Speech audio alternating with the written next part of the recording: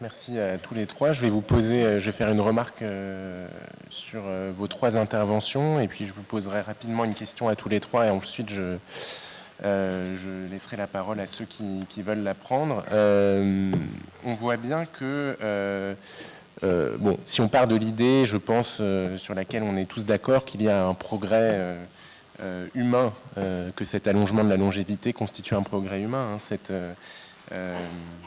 ce qu'a montré, enfin les chiffres qu'a évoqué Fabrice au début de son intervention sont assez impressionnants de ce point de vue-là. On a vraiment gagné la possibilité de mener plusieurs vies en une, d'enrichir considérablement ses projets de vie, etc. Si on est d'accord pour avoir cette idée en tête, est-ce qu'il n'y a pas aussi un prix à payer à cette longévité? Et je pense notamment à un texte de Montaigne dans les essais qui s'appelle, un chapitre que le goût des biens et des maux dépend de l'opinion que nous en avons, où Montaigne cite une série d'exemples de gens qui ont voulu sacrifier leur vie parce qu'ils avaient des opinions parfois très dérisoires. Et Montaigne, me semble-t-il, veut montrer à travers ce texte que, précisément, qu'est-ce qu'une valeur? Une valeur, c'est ce au nom de quoi on sacrifie sa vie.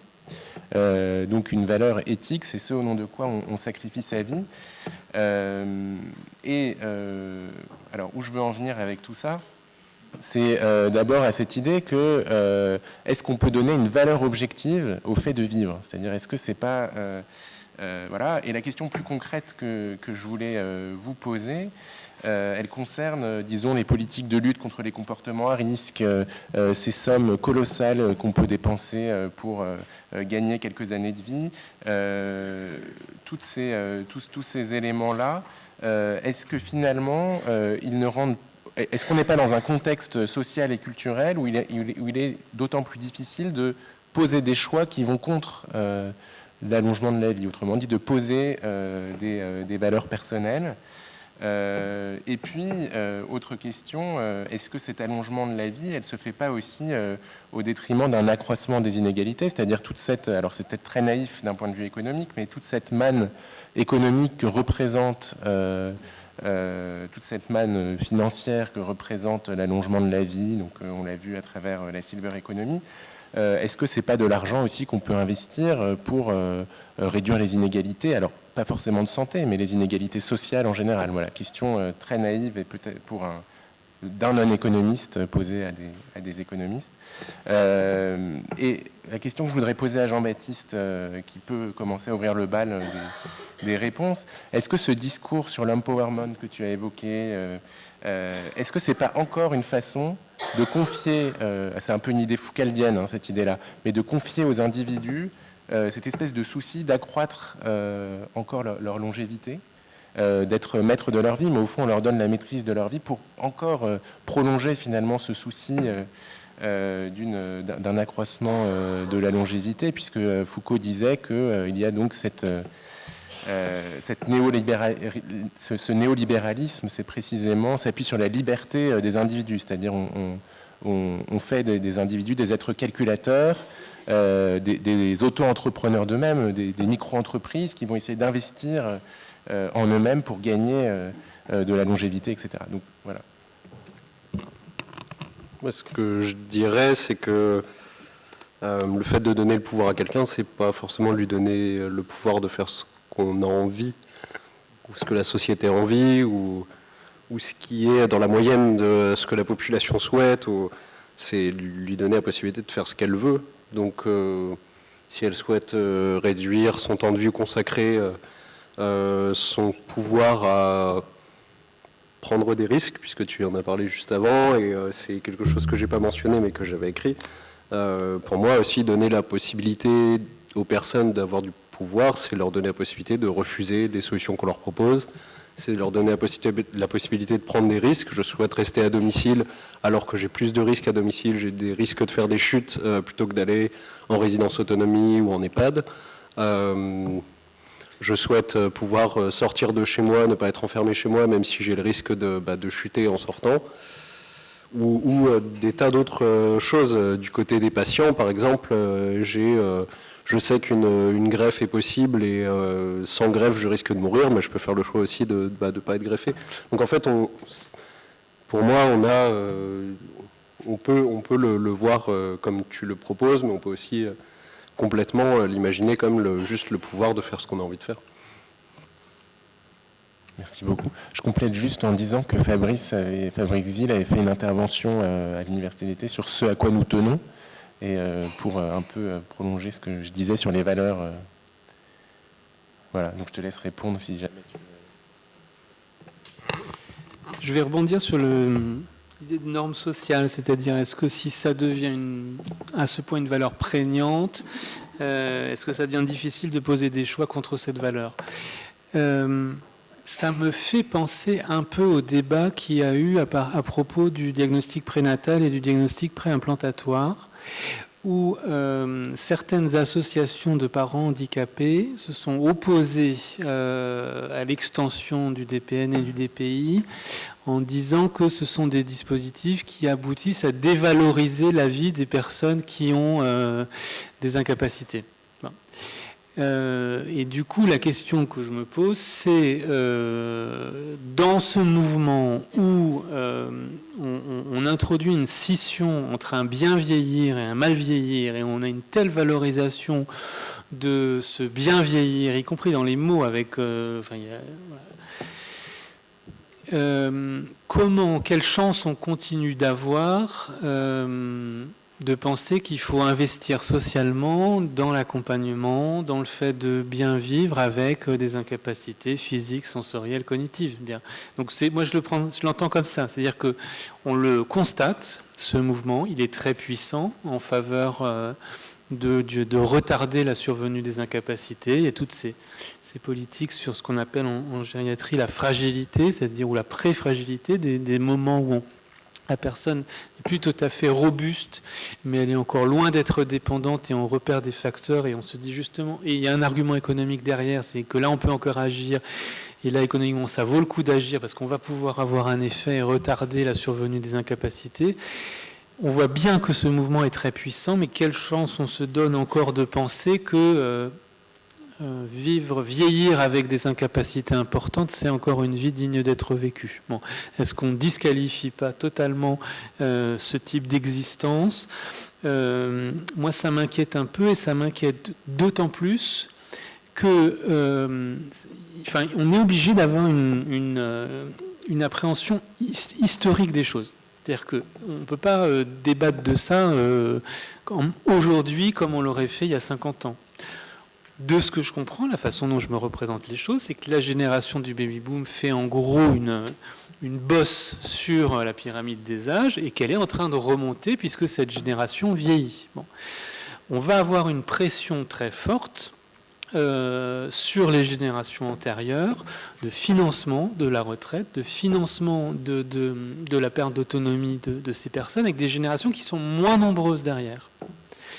On voit des signes de guerre des générations qui reviennent. Pensez à OK Boomer, par exemple, qui est de temps en temps humoristique, de temps en temps beaucoup moins humoristique. Cette dévalorisation implicite de la valeur des vies âgées, malades, handicapées, dépendantes, peut nourrir un certain nombre d'angoisses dans un contexte de tension où on est dans un espèce de goulot d'étranglement qui ne va pas durer très longtemps, jusqu'en 2050 à peu près, mais on a 30 ans à passer, entre 2030 et 2050, où la pression va être maximale. Et donc si cette norme sociale est si présente, ça peut occasionner un certain nombre de risques. Vous voyez très bien à quoi je pense, notamment en termes de légalisation de pratiques euthanasiques qui ne seraient pas véritablement choisies par la personne en connaissance de cause, voire même si elle a, ou quoique, si elle a elle-même intériorisé des normes, une norme sociale que cette vie-là ne vaut plus du tout la peine d'être vécue. Voilà, on peut nourrir de ce point de vue-là des inquiétudes importantes, effectivement. Alors, je vois deux questions. Oui, il y a 20 ou 30 ans, j'avais entendu parler d'un rapport IGAS qui n'a jamais été publié, je crois. Je crois que c'était sur les maladies cardiovasculaires et qui démontrait qu'en fait, c'était une économie souhaitable en termes de... Enfin, disons que le moindre coût des soins, parce qu'il s'agissait de personnes âgées essentiellement, et les coûts de retraite présentaient un gain supérieur aux années de vie perdues. Alors je ne sais pas si c'est la même chose que le rapport Quinet ou Boiteux auquel vous faites allusion, mais j'en ai évidemment plus jamais entendu parler, parce que ce n'était pas très politically correct par rapport à l'éthique française. Et puis j'avais une deuxième question pour que j'essaie de mieux comprendre un peu votre conclusion. Si je reprends votre conclusion, dans quelle catégorie vous classez par exemple l'interdiction des prothèses de hanche après 75 ans, qui a fait beaucoup de bruit en Angleterre, c'était sous Thatcher. Alors je crois qu'ils sont revenus en arrière, mais sous Thatcher, le NHS a pris des mesures un peu de ce type-là, des mesures économiques basiques. Dans quelle catégorie vous classifieriez ce type de mesures? Le rapport que vous citiez de l'IGAS, moi je le connais pas du tout, mais il y a effectivement 15-20 ans, on mobilisait plus les approches de type valorisation par le capital humain. Et donc effectivement, on les utilise plus pour les raisons effectivement d'une inacceptabilité des prérequis éthiques. Mais voilà, ça ne me surprendrait pas qu'il y ait eu un certain temps où vous auriez pu croiser ce type de valorisation. Donc oui. Mais aujourd'hui, en tout cas, moi, ça fait bien longtemps que j'ai plus vu un seul rapport en France, en Europe. Il y en a un petit... Voilà, bon, en tout cas, la question se pose, mais en tout cas, elles sont beaucoup moins mobilisées. Ensuite, sur la question des prothèses de hanche, il y a toujours la question de l'efficience, c'est-à-dire est-ce que certaines technologies sont trop coûteuses par rapport au bien-être au sens global qu'elles apportent, mais ça c'est pas une question d'âge. Alors après, il y a effectivement le fait que dans certaines populations, compte tenu des morbimortalités, etc., ça c'est ce que j'ai mentionné, c'est l'effet indirect Ageas d'Equali. Et effectivement, c'est vrai qu'en Angleterre, eh bien, ils ont plus mobilisé ce type d'argument pour justifier un déremboursement que nous ne l'avons fait en France. Puisque nous, pour l'instant, en France, les remboursements sont basés que sur l'évaluation de l'efficacité pure. C'est en revanche la négociation du prix qui va prendre en compte des enjeux de type efficience. Excusez-moi, on entend souvent dire qu'en Angleterre, à partir d'un certain âge, ils n'ont plus accès à la dialyse. J'ai fait beaucoup de recherches. En vérité, on n'a pas établi ça officiellement. Alors qu'après, les pratiques de terrain puissent prendre en compte l'âge, ça c'est autre chose. Mais c'est vrai que les Anglais ont bon dos par moment pour illustrer des cas apparemment terrorisants pour nous. Une remarque et une question. Une remarque, c'est sur la longévité, l'accroissement de la longévité. Pour le moment, on est dans un accroissement d'une longévité naturelle, on n'est pas dans l'homme augmenté, on est bien d'accord. C'est-à-dire qu'on se rapproche plus de l'espérance naturelle, je dirais d'une apoptose naturelle, mais on ne joue pas encore sur l'apoptose, c'est-à-dire qu'on ne modifie pas l'espérance de vie naturelle pour le moment d'un humain, en tout cas d'une espèce animale. Enfin, pour le moment.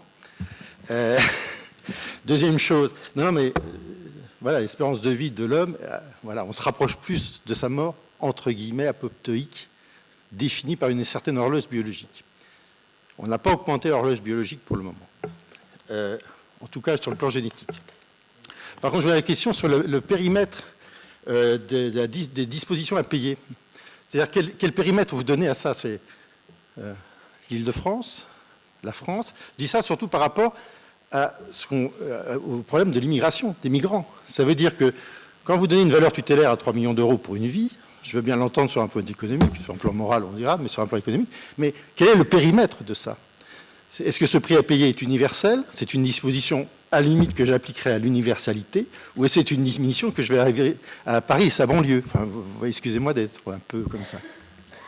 Les valeurs tutélaires que j'ai mentionnées, c'est des valeurs qui ont comme fondement vraiment le caractère démocratique, délibératif. Donc c'est des institutions publiques françaises qui établissent ces valeurs-là au niveau national pour juger de l'investissement.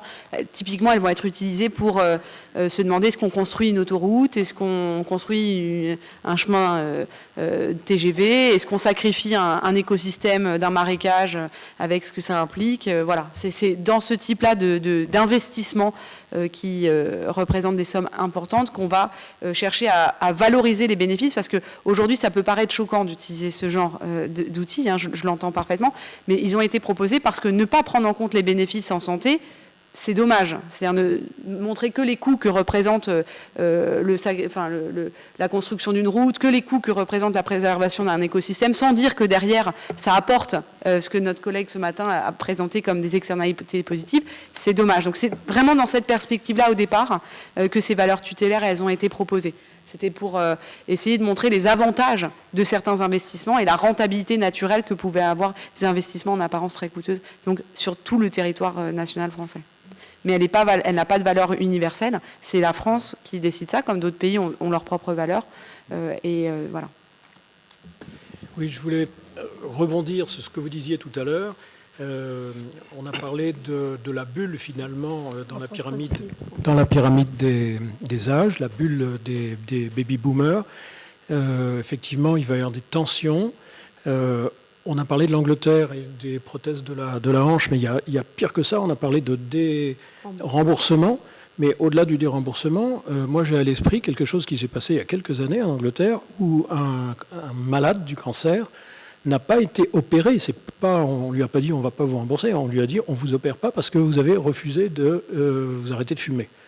Donc ça va au-delà du déremboursement, c'est quand même très coercitif. Donc voilà, des choses auxquelles on peut se poser la question, le bien vivre, qu'est-ce que c'est le bien vivre? Est-ce que le bien vivre pour l'individu, pour qu'il n'ait pas trop mal, qu'il soit dans des conditions sympathiques pour continuer sa vie, ou est-ce que c'est bien vivre pour la société? Alors cette question de la prise en compte de la responsabilité individuelle dans la maladie qui survient et le fait qu'il n'y aurait pas de justification de la collectivité de sacrifier du bien-être collectif pour ces individus qui ont pris volontairement des risques, c'est une question qui est posée plutôt, en tout cas en France, au niveau théorique. C'est une question qui est soulevée dans les théories de justice sociale, si vous lisez Dworkin, etc. En France, on n'avance pas du tout dans cette direction, au niveau théorique des discussions, parce qu'au niveau des pratiques de terrain, c'est autre chose, et ça, je ne m'avancerai pas là-dessus. Du coup, je dirais un peu la même chose sur le cas anglais. Ça, ce sont aussi des décisions de soins, et là, je ne connais pas les priorités qui sont celles des équipes anglaises. Par contre, on peut juste dire qu'au niveau national, au niveau public, il n'y a pas d'explicitation d'un critère d'exclusion en fonction de la responsabilité. Et enfin, sur la question sur la qualité de vie, c'est l'intérêt justement des outils en économie, c'est justement d'être très large et de dire c'est la qualité de vie, c'est celle de chacun, la façon dont il l'aperçoit. Alors les qualis préforment un peu cette qualité de vie en utilisant un questionnaire, et justement c'est ce qu'on lui reproche. La disposition à payer, du coup, elle est complètement large. C'est combien vous êtes prêt à payer pour que je vous offre bien de plus avoir de difficultés pour marcher. Après, c'est vous qui décidez l'importance que vous y accordez. Donc du coup, de ce point de vue-là, les méthodes d'évaluation économique, elles sont très libérales ou pluralistes, c'est-à-dire qu'elles ne présupposent pas une conception particulière de la bonne vie, de l'absence de douleur, etc. Je voulais juste demander si le critère en bonne santé s'appuie sur les mêmes modes d'analyse en fonction des pays. D'après ce que moi j'ai consulté, j'ai vu qu'en Europe ça ressemble. J'ai un peu simplifié parce qu'il faudrait aller un petit peu plus dans le détail, notamment quand je vous ai dit que... J'essaie de le retrouver rapidement.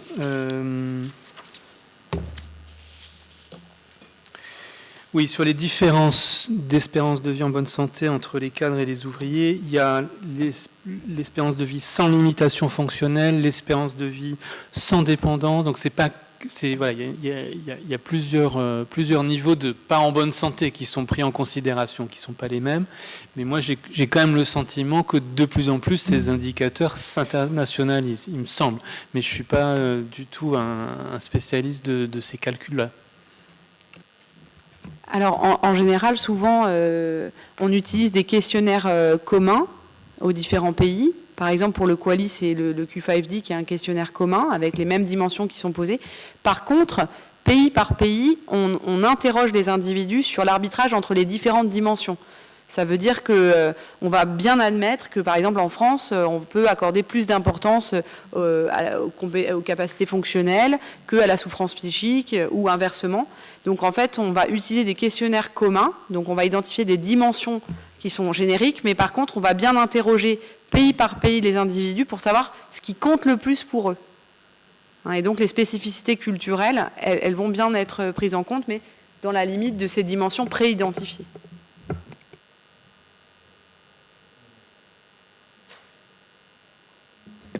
Bon, je pense que si vous n'avez plus de questions, on va s'arrêter là pour aujourd'hui. Je pense qu'on a bien travaillé.